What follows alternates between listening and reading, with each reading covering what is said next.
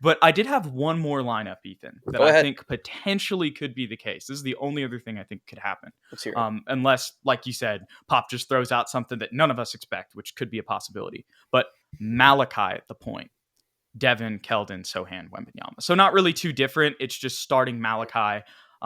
If they, and I think, I mean, we saw that a little bit last year, and I Yeah. also think that's an interesting thought with shooting as well, because Wembanyama went 1 for 2 in that playoff game, but that was his first three he had made in a while. I still think the potential on his jump shot and eventually becoming, I mean, if you go watch the G League Ignite tape, I think his shot's going to translate just fine in the 2 games he played against them. Yeah. But it's not perfect yet. It's still a work in progress. He's still 19 years old, and that's still got some work to do down the line.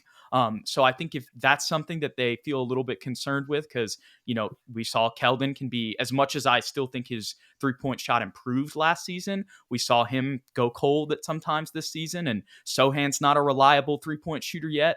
Yeah. And if you have Trey in that starting lineup, you know what I'm saying? Like, if Keldon's having a bad day, then you really got four, and Wemby's having a bad day, like, you really got four non-shooters in the lineup. You're just left with Devin.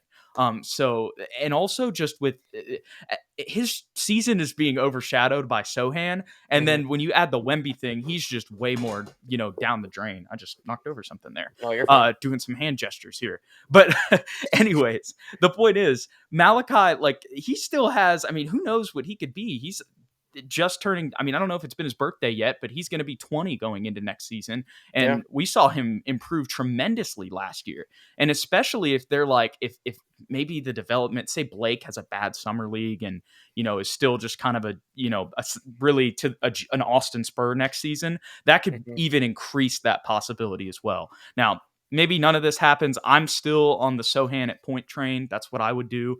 Probably if you wanted to bet on the most realistic, it's probably Trey, Devin, Keldon, Sochan, Wembanyama.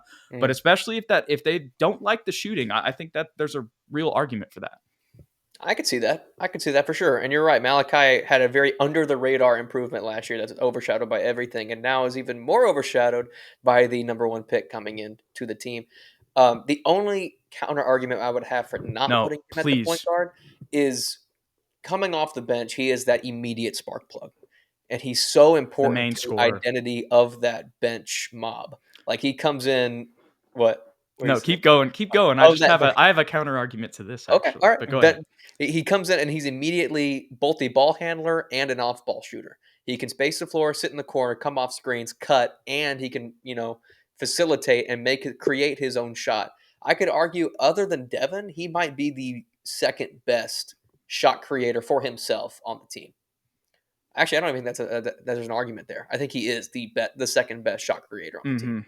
Yeah, because Keldon, while Keldon is a better scorer than Malachi as of right now, it's not his, off the dribble moves. It's his big body nickname. Like, it's him bullying people. He's getting into the paint. When it comes to a straight up bag, I think definitely it's Malachi after Devin.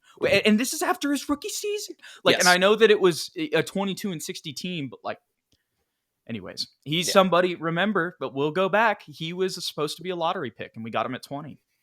Very interesting to see what he does. And he's one of the only guys as well, and correct me if I'm wrong, because I follow all these dudes on social media, and for the most part, especially the young guys, they post when they're in the gym, getting that work in, picture of their sneakers. He's been kind of radio silent, other than liking other people's stuff and commenting on the Spurs posts, But I really haven't seen that much, boosting his own profile in a way.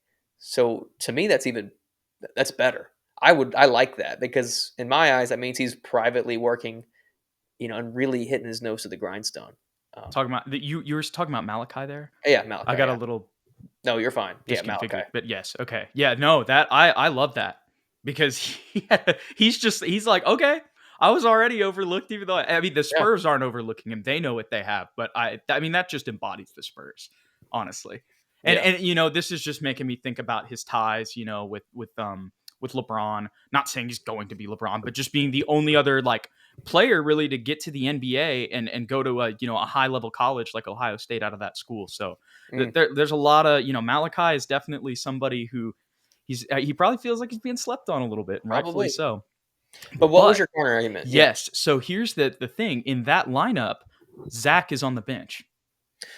You Mm, see what I'm saying? So, yeah. like, now I still agree with you. I still think, like, I would like to see Malachi off the bench just because I think that would, like, when it comes to overall lineups, that's why I prefer the other two. You could, or maybe not the other two, but the Sochan lineup specifically. Um, but in this lineup, I think Zach could make up for that scoring load. And the other thing is, what I put down is obviously Trey would be the backup point if he's not starting, right? And he would be the main six man too. I don't think he's going to necessarily make up for the scoring load, but you can play Champagny and Doug. But if Blake Ooh, takes that next step, maybe, I mean, Blake's 6'4", 6'5". He's a yeah. combo guard. He came in as a combo guard, and really he was more of a scorer at Notre Dame. This year, they were trying to develop all those point guard habits. He could play the 2-2 if he has it. I mentioned, maybe he has a bad summer league, but if he really takes a jump this year, he's Mm. still 20 years old. Maybe he ends up being the 2 there. But obviously that's a very specific scenario if Malachi ends up being the point. But that was just the only other like feasible thing I could think of, No, that's a good point. or like realistic. I didn't think about Doug and Champagny playing together, and Zach Collins on the bench as well, because that You go immediately, Trey, Champagny, Doug, KBD, Zach. yeah, yeah, I didn't think about that. That's also, I mean, that's versatile, and you got Lengthy shooters, lineup too. you got a low post threat, and you got a point guard that can get them all the ball where they like it. So I feel that like makes sense. I'm talking myself into this more. It makes sense, but then we go Malachi back. needs to be on the bench though.